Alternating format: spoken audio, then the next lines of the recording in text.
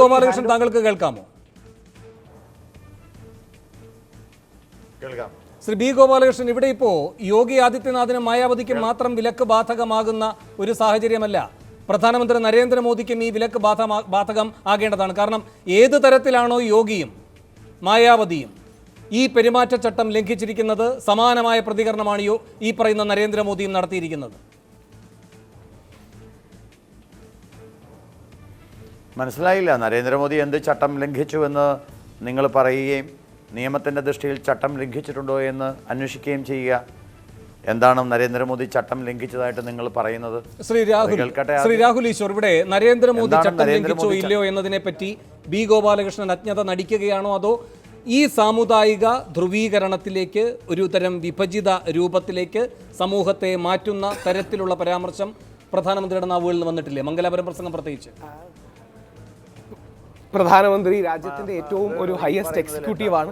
അദ്ദേഹത്തിൻ്റെ പ്രസംഗം പത്രമാധ്യമങ്ങളിൽ നിന്നാണ് കണ്ടത്. പക്ഷേ എനിക്ക് തോന്നുന്നൊരു കാര്യം, മുസ്ലിം ലീഗ് അടക്കമുള്ള പാർട്ടികൾ ശബരിമലയെ എതിർത്തു എന്ന് അദ്ദേഹം തെറ്റിദ്ധരിച്ചതോ റോങ് ആയ ഇൻഫർമേഷൻ ഒരുപക്ഷെ അദ്ദേഹത്തിന് കിട്ടിയതോ ആയിരിക്കാം.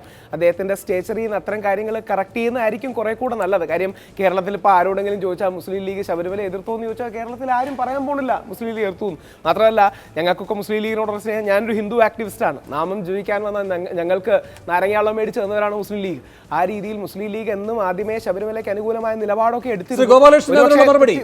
എന്തുകൊണ്ട് കേരളത്തിൽ പറയാതെ തെറ്റിദ്ധരിപ്പിക്കുന്ന രൂപത്തിൽ, മുസ്ലിം ലീഗിനെ തെറ്റിദ്ധരിപ്പിക്കുന്ന രൂപത്തിൽ മംഗലാപുരത്ത് അവതരിപ്പിക്കുന്നു? മുസ്ലിം ലീഗിനെ തെറ്റിദ്ധരിപ്പിക്കേണ്ട, മുസ്ലിം ആ ധാരണ തന്നെയാണ്. ആര് പറഞ്ഞു മുസ്ലിം ലീഗിനെ തെറ്റിദ്ധരിപ്പിച്ചു എന്ന്? ഭാരതീയ ജനതാ പാർട്ടിയുടെ വക്താവ് എന്ന നിലയിൽ ഞാൻ വളരെ കൃത്യമായി പറയാം, മുസ്ലിം ലീഗിന് ശബരിമല വിഷയത്തിലുള്ള നിലപാട് എന്താണ്? മുസ്ലിം ലീഗ്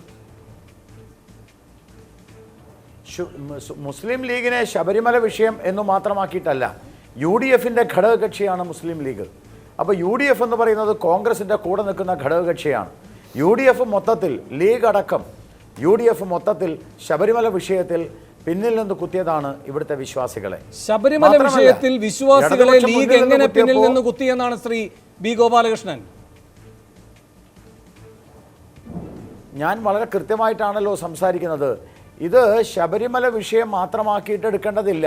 മുസ്ലിം ലീഗ് എന്ന് പറയുന്നത്, ഇപ്പം നിങ്ങൾ പറയുന്നത് മുസ്ലിം ലീഗ് ശബരിമല വിഷയത്തിൽ പിന്നിൽ നിന്ന് കുത്തിയിട്ടില്ല, മുസ്ലിം ലീഗിനെ ശബരിമല വിഷയത്തിൽ കുറ്റം പറയുന്നത് ശരിയല്ല എന്നാണെങ്കിൽ പിന്നെ എന്തടിസ്ഥാനത്തിലാണ് നിങ്ങൾ അത് കോഡ് ഓഫ് കോണ്ടക്റ്റിന് വിരുദ്ധമെന്ന് പറയുന്നത്? അങ്ങനെയല്ല, തെറ്റിദ്ധരിപ്പിക്കുകയാണ്. വിവിധ സമുദായങ്ങളെ തമ്മിലെടുപ്പിക്കുന്ന രൂപത്തിലേക്കാണ് ആ പരാമർശം പോകുന്നത്. ശ്രീ പഴകുളം മധു, ഇവിടെ പ്രധാനമന്ത്രി ലീഗിനെ പറ്റി തെറ്റിദ്ധരിപ്പിക്കുന്ന ഒന്നും പറഞ്ഞില്ല എന്നാണോ?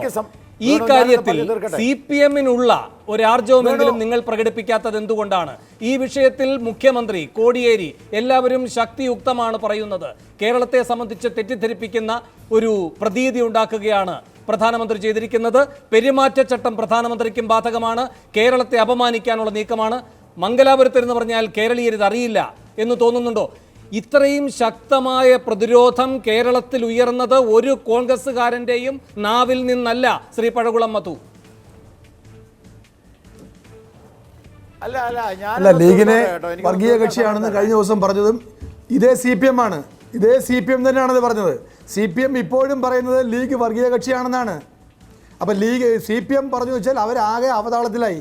BJPയും അവരും ഒരേ നിലപാടെടുക്കുന്നു. രാഹുൽ ഗാന്ധിക്കെതിരായിട്ടുള്ള നിലപാടെടുക്കുന്ന കാര്യത്തിൽ CPM BJPയെ പോലെ തന്നെയാണ്. വയനാടിനെ വർഗീയ പാകിസ്ഥാനാണെന്ന് വിശേഷിപ്പിച്ചു. അതോടുകൂടിയാണ് ഉണർന്നത്, അപകടമാണെന്ന് തിരിച്ചറിഞ്ഞത്. അപ്പോൾ CPM അവരതൊരു കള്ളക്കളി കളിക്കുകയാണ്. ശരിക്കും പ്രധാനമന്ത്രി ചെയ്തിട്ടുള്ളത് കേരളത്തിൽ വന്ന് പറയാൻ അദ്ദേഹം ധൈര്യം കാണിച്ചില്ല. ധൈര്യം കാണിക്കാതെ മംഗലാപുരത്ത് പോയി പറഞ്ഞാൽ കോഡ് ഓഫ് കോണ്ടക്റ്റ് ബാധകമാകില്ല എന്നാണ് അദ്ദേഹം ധരിച്ചിരിക്കുന്നത്. കോൺഗ്രസ് സുവ്യക്തമായി പറഞ്ഞു പാകിസ്ഥാനാണ് ഈ വയനാട് ജില്ല എന്ന് പറയാൻ പോലും ഇന്ത്യയുടെ നേതാക്കന്മാർക്കെതിരെ ആർക്കെങ്കിലും പരാതി കൊടുത്തിട്ടുണ്ടോ? എവിടെയെങ്കിലും ഒരു പരാതിയുമായി പോയിട്ടുണ്ടോ? പ്രതികരണമോ വരുന്നില്ല. പരാതി എവിടെയെങ്കിലും കൊടുത്തിട്ടുണ്ടോ?